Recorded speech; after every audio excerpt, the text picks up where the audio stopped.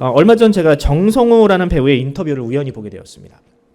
정성호가 누군데 생각하시는 분일 것 같아가지고 사진을 제가 준비했습니다. 넘겨보실래요? 네, 바로 이분입니다. 네. 다둥이 아빠라고 하더라고요. 아시겠죠? 한석규 씨와 임재범 씨를 우리나라에서 제일 흉내를 잘 내시는 분입니다. 어떤 인터뷰를 했느냐? 인터뷰의 내용은 대한민국의 저출산과 관련된 문제였습니다. 여러분들도 알다시피 우리나라의 현재 출산율은 전 세계에서 꼴찌입니다.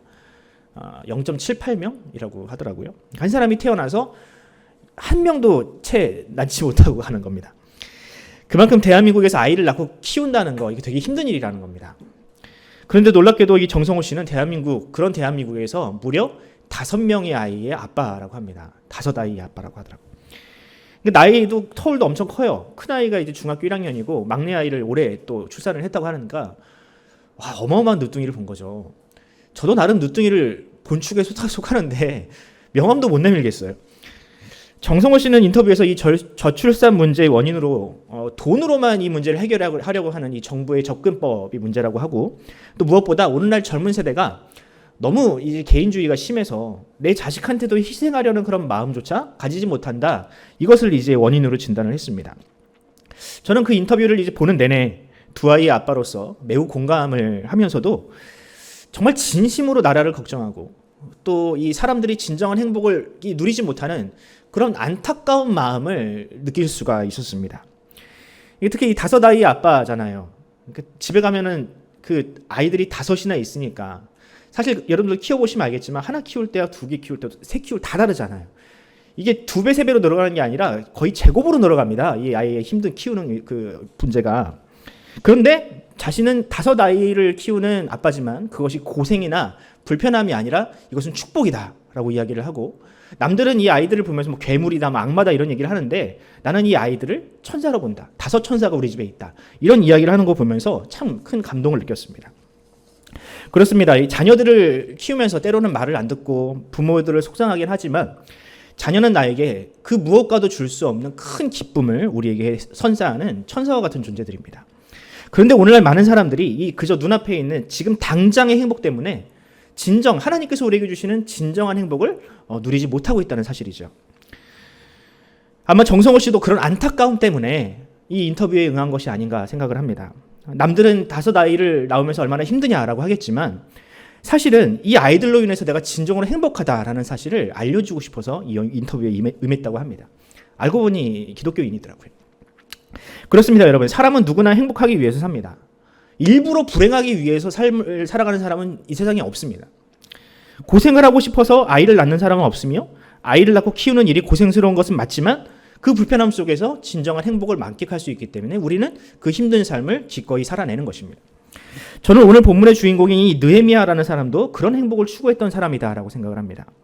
안정적인 직장, 노후가 확실히 보장된 삶이 그에게 있었지만 진짜 행복을 찾아서 그 평안한 자리를 박차고 일어났던 이 느헤미야말로 성경이 우리에게 이야기하는 가장 이상적인 그리스도인 또는 성도의 모범이 아닌가 싶습니다.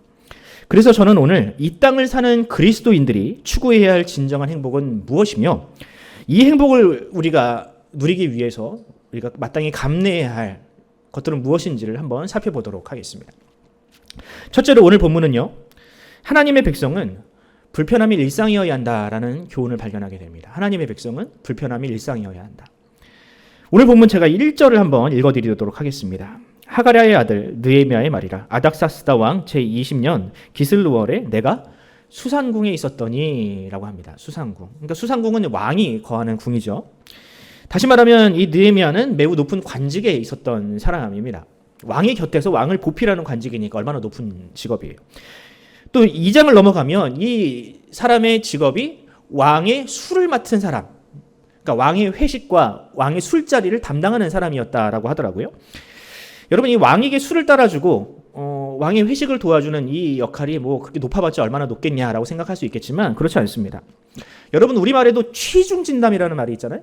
취중진담. 사람이 이제 술을 먹으면 그 안에 있는 속 깊은 얘기를 하게 된다, 이런 뜻인데, 페르시아 왕인 이 아닥사스라는 사람도 사람이잖아요. 신이 아니잖아요. 이 사람도 술을 먹으면 그와 같이 거하게 하고 기분 좋게 이야기를 할 거란 말이죠.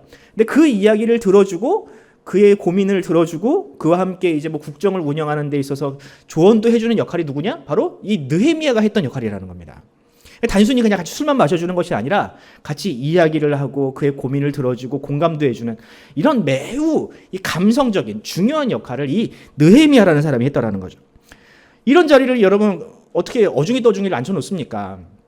왕과 그 지혜를 나누고 국정과제를 이제 논해야 되는 그런 자리에 어떻게 배우지 못한 사람을 앉혀놓을 수 있겠습니까? 단지 술만 잘 먹는다고 어떻게 그 자리를 앉혀놓을 수 있겠냐는 거예요. 그만큼 느헤미야는요, 배울 만큼 배운 사람이고 왕의 총애를 입고 있었다는 뜻입니다. 그렇게 성공한 인생을 사는 느헤미야에게 무슨 고민이라는 게 있겠습니까, 여러분? 항상 왕은 자기를 찾아요, 술 마실 때마다. 누가 감히 느헤미야의 심기를 불편하게 할 수 있습니까? 그랬다가는 술자리 가가지고 오늘 제가 나한테 뭐라 그러는데 왜 이렇게 고자질을 하면 왕이 가만두겠습니까? 박살을 내놓지. 아무도 느헤미야에게 터치하는 사람이 없었을 겁니다. 그에게 무슨 불편함이 있겠습니까? 이처럼 느헤미야는 누구나가 부러워하는 성공한 인생이었습니다. 하지만 느헤미야는 지금 그 안락한 자리에서 너무나도 큰 불편함을 느끼고 있습니다. 그 불편함의 원인은 자기 자신 때문이 아니라 자신의 동족이었던 유대인들, 이스라엘로 인한 불편함이었습니다. 3절을 한번 같이 읽어보실까요? 3절입니다. 같이 시작. 저희가 내게 이르되 그 도에서 큰 환난을 만나고 능력을 받으며 예루살렘 성은 회파되고 성문들은 소화되었다 하는지라. 아멘. 여기 보면 멸망한 이 남유다에 어떤 일이 일어나고 있는지를 지금 보여주고 있습니다. 고달픈 인생이 그대로 적혀 있죠. 그들은 나라를 잃어서 지금 이방인들에게 능욕을 당하고 있다라고 하고요. 또 성과 성문이 없어서 도적과 강도의 위협에 항상 시달리고 있다라고 이야기를 합니다. 물론 여러분 이것이 당연한 건 아니에요. 그 남유다가 멸망을 했어도 엄연히 그 땅은 과거 바벨론 혹은 페르시아의 통치를 받고 있는 땅이기 때문에 그 땅의 권력자들이나 집권자들이 그들을 보호해야 마땅했습니다. 하지만 유대인들은 그들을 이 정치인들, 그 땅을 지배하고 있는 정치인들에게 그 어떠한 보호도 받지 못하고 있는 상황이라. 그 어떠한 공권력도 그들을 보호하고 있지 못한 상황입니다. 마치 외국인 노동자, 특히 이제 불법 체류하는 외국인 노동자가 우리나라에서 그 어떠한 법적인 보호를 받지 못하는 것처럼 당시 남유다 사람들도 그와 같았다라고 생각하시면 됩니다. 그래서 이 유대인들이 하소연할 데가 없으니까 아무도 자신들의 이야기를 들어주지 않고 보호해주지 않으니까 누구를 찾아온 거예요? 그나마 가장 성공한 느헤미야를 찾아온 겁니다. 자신의 민족 중에서 유대인들 중에서 가장 성공한 느헤미야를 찾아와서 지금 하소연을 하고 있는 겁니다. 나름 인맥 찬스를 쓴 거죠. 근데 여러분 만약에 여러분이 느헤미야였다면 어떻게 하실 것 같습니까? 자신은 예루살렘이라는 곳에 가본 적도 없어요. 거기서 태어난 적도 없어요. 그는 교포로 그냥 외국에서 태어난 사람입니다. 얼굴 한번 본 적이 없는 그들을 위해서 과연 발벗고 나설 수 있겠습니까? 자신이 아무리 왕의 총애를 입는 사람이어도요, 그 땅에 가면요 그냥 이방인인 거예요. 또 그 땅에는 그 땅의 카르텔이 있잖아요. 그 땅을 지배하고 있는 사람들의 어떤 권력이 있다는 겁니다. 그들과 맞서 싸우고 현실을 바꾸려면 피 흘려 싸워야 되는데 굳이 그렇게 할 필요가 뭐가 있냐는 거죠.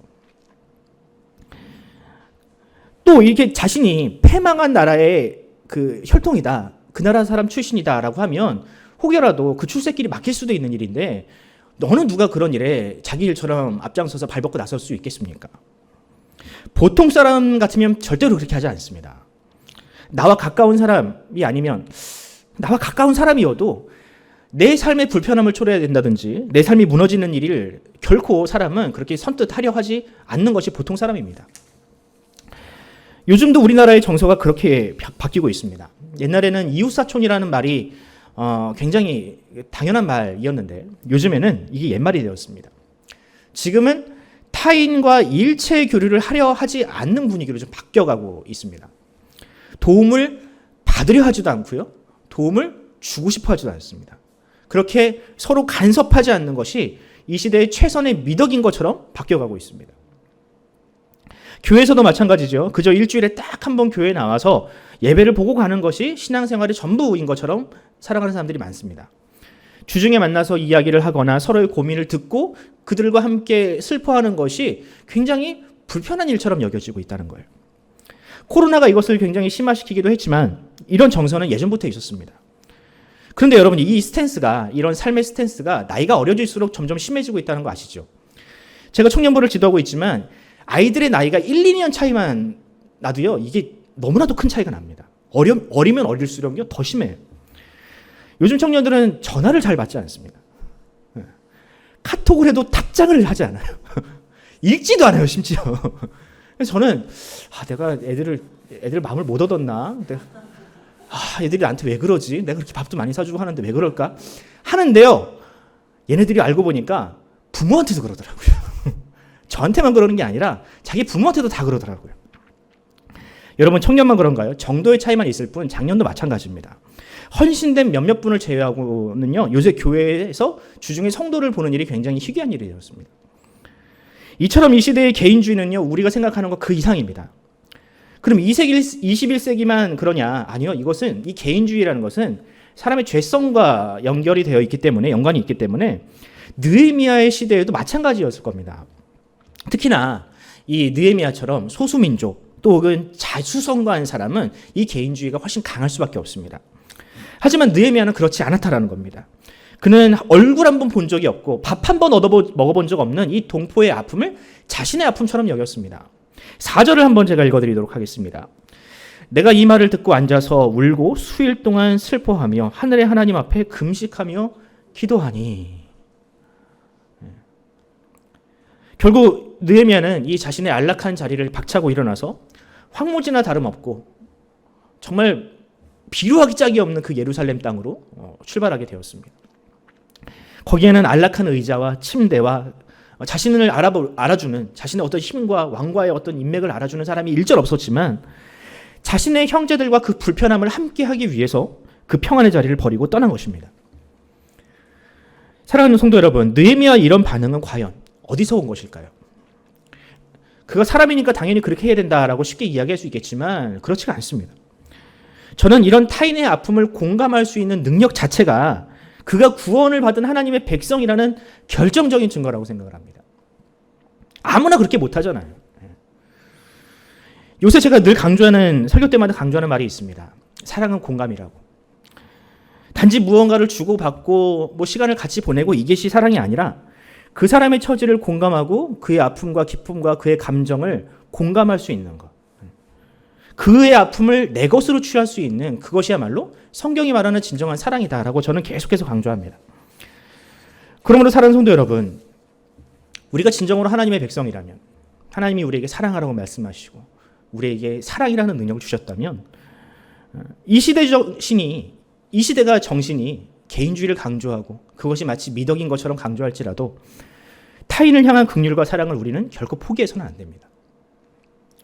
타인과의 인격적인 교류를 우리가 절대로 멈춰서는 안 됩니다.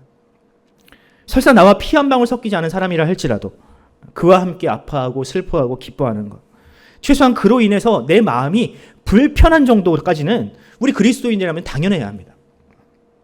남들은 다 죽어하고 슬퍼하고 좌절하는데 나 혼자 그 슬픔을 공감하지 못해서 기뻐하고 나만 잘 먹고 잘 사는데 몰입하고 있다면 그것은 결코 그리스도인의 자세가 아니라는 것이죠. 왜냐하면 우리의 아픔을 공감하시기 위해서 이 땅에 오신 예수님, 그분의 영이 우리와 함께하기 때문입니다. 예수님의 영이 우리와 함께 하시는데 우리의 아픔과 슬픔을 공감하시기 위하여 이 땅에 오신 예수님의 영이 우리와 함께 하시는데 우리가 어찌 공감하지 않을 수 있겠습니까? 그런 의미에서 그리스도인들에게는 불편이 일상이 되어야 합니다. 맨날 불편하는 이런 뜻이 아니고요. 내 주변에 있는 사람들이 불편하지 않은 사람이 없잖아요. 아파하지 않은 사람이 우리 주변에 없었던 적이 없지 않습니까? 그러므로 우리 교회가 늘 입버릇처럼 얘기하는 것처럼 함께 울고 함께 웃는 것, 그것이 바로 그리스도인의 사명입니다. 나만 행복한 인생이 아니라 타인을 위해서 기꺼이 불편을 감수하는 내 마음과 또 나의 어떤 삶을 조금 나누는 그런 한이 있어도 그런 삶을 사는 것이야말로 그리스도인의 참 모습입니다. 우리가 함께 그런 그리스도인 되기를 간절히 소원합니다. 두 번째로 오늘 본문은 하나님의 백성은 눈물이 일상인 사람이다라고 합니다. 본문 4절을 제가 한번 다시 읽어드리도록 하겠습니다. 내가 이 말을 듣고 앉아서 울고 수일 동안 슬퍼하며 하늘의 하나님 앞에서 금식하며 기도하여. 아멘. 자, 여기서 동포의 고통을 듣고 느헤미야가 보인 첫 번째 반응은 바로 눈물이었습니다. 눈물. 그럼 느헤미야가 그 남들보다 감수성이 더 풍부해서 다른 사람들의 어떤 아픔을 공감할 수 있었을까? 사실 그렇지 않은 것 같습니다. 사실 느헤미야의 직업이 감정을 매우 잘 컨트롤해야 하는 직업이거든요. 왜냐하면 그는 왕의 기분을 좋게 해주는 것이 그의 사명인 사람이었습니다. 같이 술 한 잔을 기울인다는 목적은 왕의 어떤 근심이나 고민과 슬픔을 덜어내고 그 자리에서 털고 내가 다시 이제 기쁨을 회복해서 돌아가겠다 이런 뜻인데, 같이 술을 기울이는 그 앞에 앉아 있는 그 사람이 만약에 울상을 하고 있거나 죽을 상하고 있으면 그 술 맛이 나겠습니까? 술 맛이 나요? 안 나죠. 왕이 술상을 맡았다라는 것은 그런 직업입니다. 왕이 우울하고 적적할 때 같이 술 한 잔 기울이면서 왕의 기분을 좋게 만드는 것, 그것이 바로 느헤미야의 일이었습니다. 그런데 그걸 하려면요, 일단 느헤미야가 기쁨이 충만해야 돼요. 항상 느헤미야에게 에너지가 있어야 하고요, 이 왕에게 줄 수 있는 기쁨, 그 감정이 그 안에 충만했어야 합니다. 왜냐하면 여러분들, 기쁨, 슬픔 이런 감정은요, 다른 사람들이 전이가 되잖아요. 그러므로 느헤미야는 항상 기쁨으로 충만해야 했습니다. 느헤미야의 감정에 따라서 왕의 감정도 바뀝니다. 느헤미야가 만약에 우울하고 기분 나쁘고 그러면요, 왕도 기분 나빠요. 그럼 나라가 위태위태해지고 수많은 사람의 생명이 왔다 갔다 할 수 있습니다. 그래서 느헤미야는 그 감정을 매우 잘 컨트롤해야 하는 사람이었습니다. 그런데 지금 그런 느헤미야가 울고 있습니다. 자신의 감정을 컨트롤하지 못하고 목 놓아 울고 있습니다. 아니나 다를까 왕이 그런 느헤미야의 어떤 그 기분을 바로 캐치합니다. 제가 2장 2절을 한번 읽어볼까요? 우리 같이 한번 읽어보도록 하겠습니다. 느헤미야 2장 2절입니다. 같이 시작. 얼굴에 수색이 있느냐? 이는 필연 내 마음에 근심이 있음이로다. 그때 내가 크게 두려워하였다. 느헤미야가 지금 왕 앞에서 처음으로 자신의 감정을 지금 드러내고 있는 상황인 거죠. 근데 무엇이 그렇다면 무엇이 이 눈물과는 상관이 없는 삶을 살았던 이 느헤미야의 마음에 그렇게 돌을 던졌을까요? 그 마음을 그렇게 헤집어 놓았을까요? 저는 느헤미야에게 그런 눈물을 주신 분은 그 안에 계신 성령님이었다라고 생각을 합니다. 이걸 다시 말하면, 달리 표현하면 느헤미야는 하나님의 마음에 공감할 수 있는 사람이었다라는 거예요. 그러니까 느헤미야가 자신의 동포의 어떤 고통에만 공감하는 것이 아니라 그 하나님의 마음, 자신 안에 계신, 자신과 함께 하시는 그 하나님의 마음에도 느헤미야는 깊이 있게 공감할 수 있는 사람이었다라는 거예요. 그럼 하나님의 마음이 어떤데요? 하나님은 지금 이 유대인들의 아픔과 슬픔 때문에 지금 슬퍼하고 계십니다. 자신의 백성들이 지금 집도 없고 절도 없고 그들을 보호해주는 그 어떤 공권력도 없고 선벽도 없어가지고 사람들에게 유린을 당하는 그 모습을 보면서 하나님이 지금 슬퍼하고 계신다는 거죠. 바로 그런 하나님의 마음에, 하나님의 눈물에 느헤미야는 공감했던 것입니다. 저는 이 느헤미야의 눈물이 이 땅을 살아가는 저와 여러분, 우리 모든 그리스도인들의 눈물이 되어야 한다라고 생각을 합니다. 그래서일까요, 여러분? 제가 신약 성경을 묵상하면서 산상수훈에 이런 말씀이 있거든요. 마태복음 5장 4절. 애통하는 자는 복이 있나니 그들이 위로를 받을 것이다. 애통하는 자, 다시 말하면 슬퍼하는 자, 눈물을 흘리는 자는 복이 있대요. 왜 애통하는 자가 복이 있습니까? 왜 슬퍼하는 자가 복이 있습니까? 그 슬픔은 단순한 슬픔이 아닌 하나님의 슬픔에 공감하는 슬픔이기 때문입니다. 하나님의 슬픔이 내 안에 있다는 사실은 하나님께서 곧 나와 함께 하신다는 증거이기 때문에 그 자체로 복이 있다는 겁니다. 그래도 솔직히 얘기하면 말씀은 이렇게 적혀 있지만 우리는 본능적으로 슬픔을 외면하고 싶어 합니다. 괴로움, 힘든 일, 슬픈 일 우리가 다 거절하고 싶어 하잖아요. 슬픔을 유발하는 사람과도 우리는 좀 만나기를 꺼려합니다. 저 사람 만나면 너무 힘들고 슬픈데 저 사람 좀 만나고 싶지 않다. 이런 생각들을 우리가 늘 하잖아요. 그것이 내 안에 있는 문제라 할지라도 사람들은요, 그 자신의 내면에 있는 어떤 그런 아픔들 사람들은 외면해 버립니다. 내 문제여도 사람들은 외면한다는 거예요. 고통스러우니까 감추고 싶어 합니다. 내 자식의 문제, 내 내면의 문제, 내 남편의 문제 직면하고 싶지 않다라는 거예요. 하지만 우리 하나님은 그런 모든 문제를 직면하시고 아파하시고 그것을 슬퍼하시는 분입니다. 그리고 그런 하나님께서 내 안에 계시다면 우리 역시 마찬가지로 그 슬픔을 우리가 받아들여야 한다는 거죠. 만약 우리가 하나님의 백성이고 내 안에 성령님이 계시는 참 성도라면 우리가 힘들어도 그 슬픔을 우리가 직면할 수 있어야 합니다. 아파할 수 있어야 합니다. 우리가 하나님의 마음을 조금이라도 이해한다면 그 슬픔과 눈물은 우리 일상이 되어야 합니다. 물론 세상은 말하죠. 슬픔은 나쁜 것이라고. 건강에 해롭다고. 스트레스 받아봤자 병밖에 안 생긴다고. 그런데 여러분, 정말로 슬픔이 나쁜 것이라면 왜 예수님께서 애통하는 자가 복이 있다라고 하셨을까요? 왜 느헤미야는 그렇게 울었을까요? 왜 예수님은 이 자신의 말씀을 거역하고 또 배반하는 그 예루살렘 성을 향해서 그렇게 우셨을까요? 사랑하는 성도 여러분, 눈물을 흘리는 거 부끄러운 일 아닙니다. 저도 요즘에 나이를 먹다 보니까 좀 눈물이 많아졌는데 뭐 TV에서 조금만 그러면 막 울어요. 막 그러니까 보기 싫고 그래요. 그런데 여러분, 눈물을 흘리면 좀 개운해지는 것을 좀 느끼지 않으시나요? 두려워하지 마십시오. 슬픔을 억지로 참지 마십시오. 아프고 힘들면 주님께 나와서 토로하시고요. 공동체와 이웃을 향한 하나님께서 주시는 그 마음을 조금 힘들고 부담스럽더라도 그냥 받아들이시기 바랍니다. 바로 거기서부터 하나님의 역사, 하나님의 치유가 일어나게 될 것입니다. 마지막으로 본문은 하나님의 백성은 기적이 일상인 사람이다라고 합니다. 제가 이제 기억하시죠? 첫 번째 불편함이 일상이고, 두 번째 눈물이 일상이고, 마지막 이번에 좀 좋은 겁니다. 기적이 일상이 되어야 합니다. 느헤미야는 고통받는 유대인들을 위해서 하나님께 눈물로 기도하며 다음과 같이 이야기를 합니다. 10절을 한번 같이 읽어보도록 하겠습니다. 10절입니다. 같이 시작. 이들은 주께서 일찍 큰 권능과 강한 손으로 구속하신 주의 종이요 주의 백성이니이다. 아멘. 자, 여기 보면 느헤미야의 기도 속에서 하나님의 백성에 대한 정의가 나오거든요. 하나님의 백성은 이런 사람입니다 라고 하나님께 지금 고백을 하고 있는데, 거기에서 뭐라고 얘기합니까? 큰 권능과 강한 손으로 구속하신 주의 종들입니다 라고 합니다. 하나님의 백성이. 이 말은 무슨 뜻이냐면 그들이 하나님의 백성이 되는데 그들의 공로는 없다는 겁니다.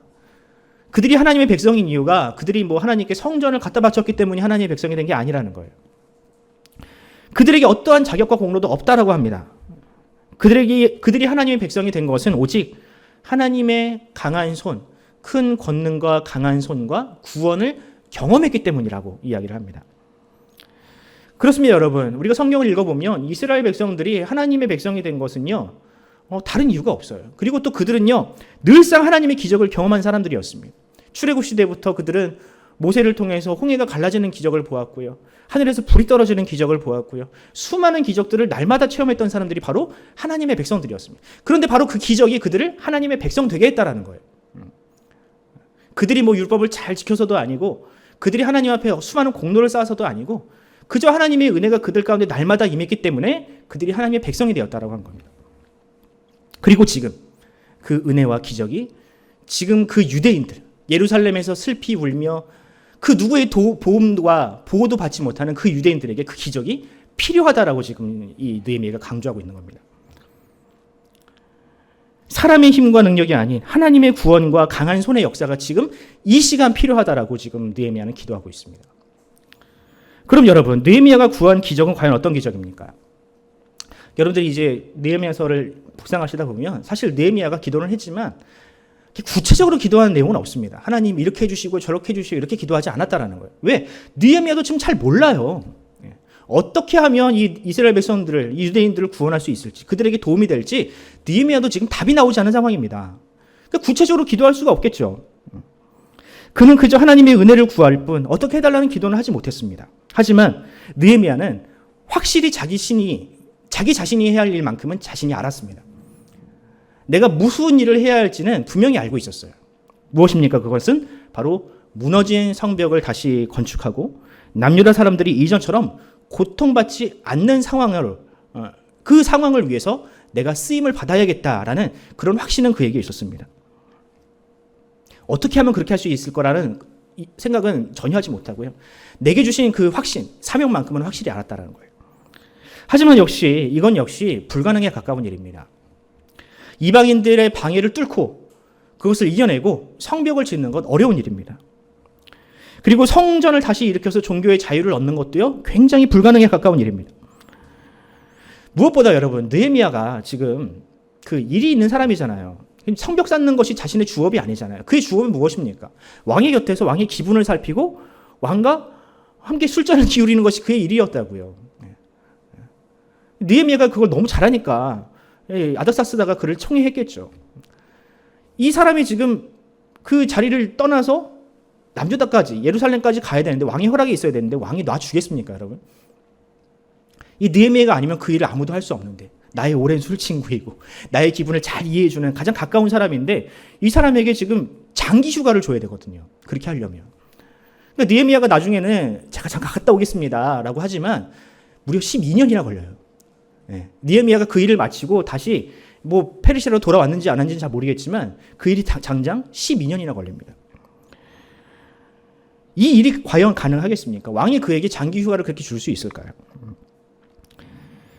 왕이 자신과는 상관없는 소수민족의 아픔을 위해서 자기가 총애하고 없어서는 안 된 신하를 그렇게 보낼 수 있겠습니까? 불가능한 일입니다. 하지만 성경은 그 불가능한 일들이 모두 가능이 되었다. 현실이 되었다라고 합니다. 모든 사람들이 다 불가능할 것이라고 이야기했지만 그 성벽은 무려 52일 만에 건축이 되었으며 성전은 과거처럼 웅장하진 않았지만 그래도 하나님께서 받으심직한 그런 아름다운 성전이 되었습니다.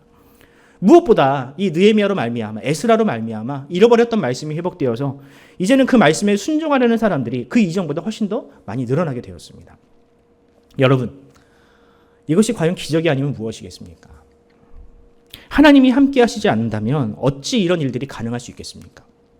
물론 세상 사람들은 야, 그 정도 일들은 그냥 우연이지, 있을 수 있는 일이지라고 생각을 할 수 있겠죠. 하지만 이런 기적들, 비록 뭐 모세가 홍해를 막 가르고 뭐 그랬던 기적에 비하면 정말 사람들이 보기에는 볼품없는 기적일 수 있겠지만 여러분, 이것이 기적일 수밖에 없는 이유, 우연이 아닌 이유는 이 모든 일들이 기도한 이후에 일어난 일이기 때문입니다. 기도하지 않았을 때는 아무 일도 일어나지 않다가 뭐 에스라라든지 느헤미야 같은 이런 사람들이 금식하며 기도한 다음부터 모든 상황들이 바뀌고 불가능한 일이 이루어지게 되었으니 이것을 어찌 기적이 아니라고 말할 수 있겠습니까? 누군가 그 일을 위해서 기도하자 상황이 변했습니다. 여건이 변했습니다. 왕의 마음까지도 변했습니다. 여러분, 이게 과연 우연일까요? 우리는 그것을 기적이라고 부릅니다. 보다 성경적으로 표현하자면 우리는 그것을 하나님의 은혜, 하나님의 선물이라고 부릅니다. 성도는 이런 은혜와 기적을 날마다 누리는 사람들입니다.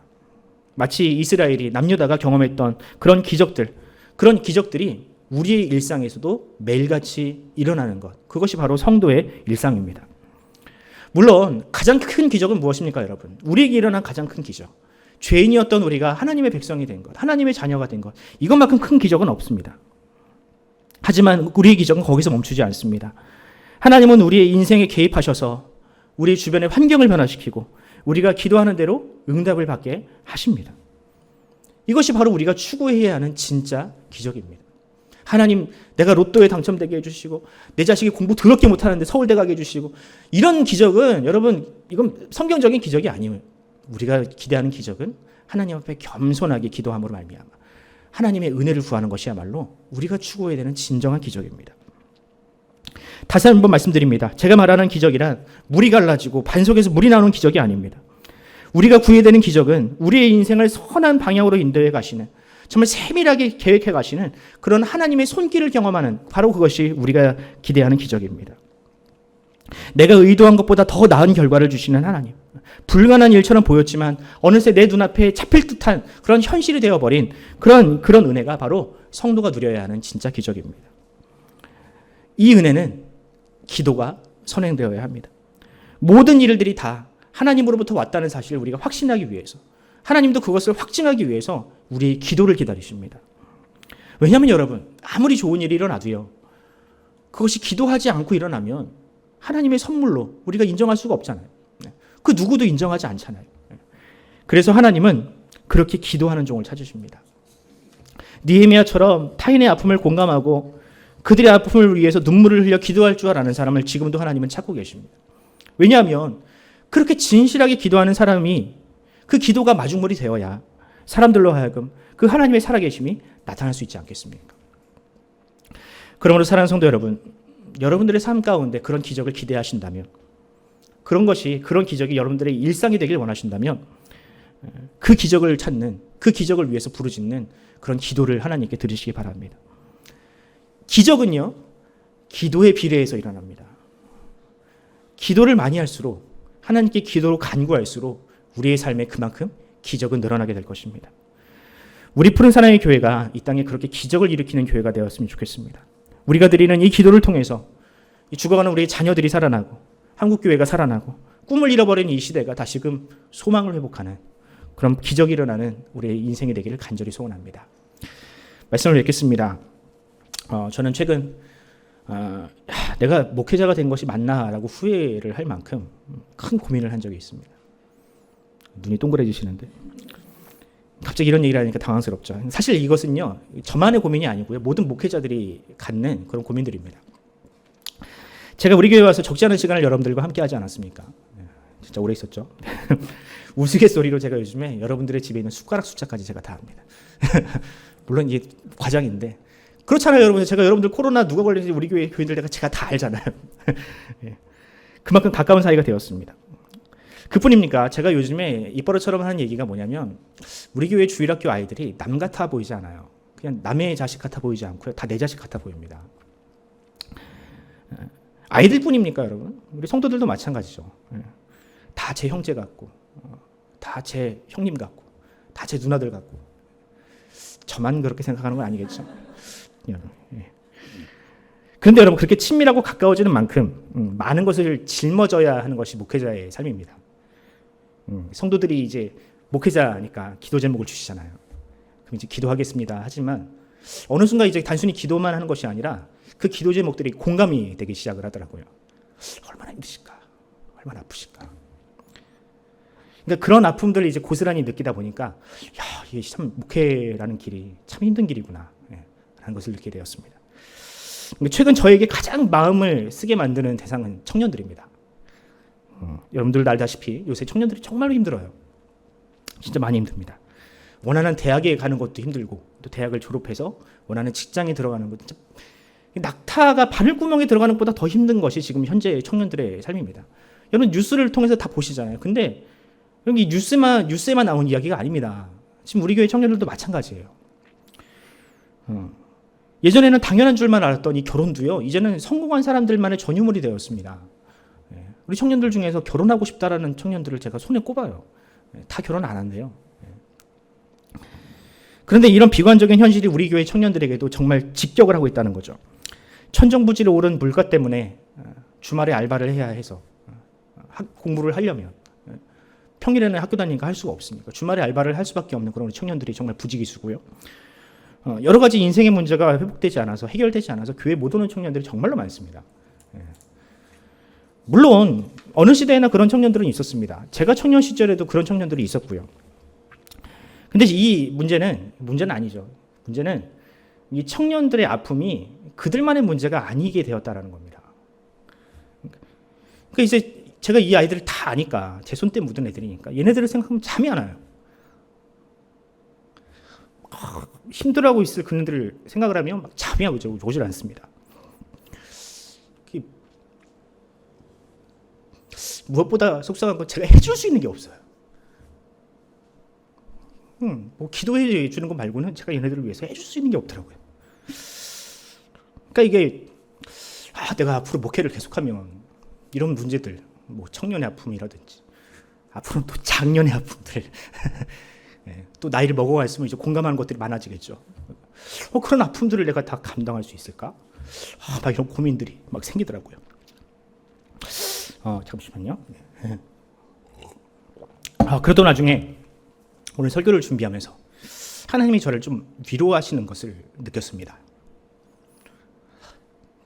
느헤미야도 똑같았겠구나. 그에게도 이런 고뇌와 번민이 있었겠구나. 이게 지극히 정상적인 거구나. 여러분, 이것이 비단 목회자에게만 주시는 마음이 아닌 줄로 믿습니다. 하나님의 백성이라면 누구나 가져야 하는 그런 마음입니다. 사랑하는 성도 여러분, 예수님께서 우리를 위해서 십자가를 지신 것처럼 우리 모두는 그 불편하고 슬픈 일상을 기쁨으로 짊어져야 하는 존재들입니다. 하나님은 우리가 원하든 원하지 않든 타인의 아픔을 공감하게 하십니다. 그 공감을 바탕으로 또한 기도하게 하십니다. 타인의 아픔을 공감하지 못하는데 어찌 기도할 수 있습니까? 그들의 아픔이 내 것이 아닌데 그들을 위해서 기도한다 한들 그것이 어찌 진정한 기도가 될 수 있겠습니까? 하나님은 그렇게 공감하고 기도하는 저와 여러분들에게 슬픔만 주시는 것이 아닙니다. 그들이 취업을 했다, 인생이 잘 풀렸다 그러면 그 일이 내일처럼 기뻐요. 나는 내가 취업한 것도 아닌데 그냥 내가 되게 이쁜 거예요. 내가 되게 좋은 거예요. 그가 응답받으면 그것이 제일처럼 기쁘고 그 기적으로 말미암아 우리는 또 하루를 살아가게 될 것입니다. 이것이 바로 느헤미야가 선택한 인생이고 저와 여러분들에게 주신 하나님의 선물들입니다. 우리 푸른 사랑의 교회의 성도 모두가 이 불편하지만 가슴 벅찬 기적을 모두가 누리기를 간절히 소원합니다.